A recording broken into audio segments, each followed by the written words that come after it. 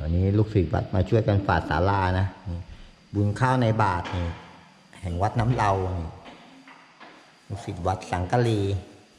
ฝาดเข้าลูกนี่ได้เป็นระเบียบวินัย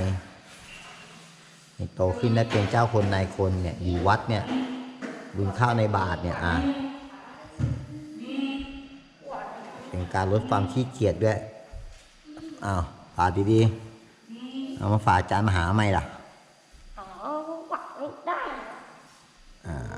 ฝาด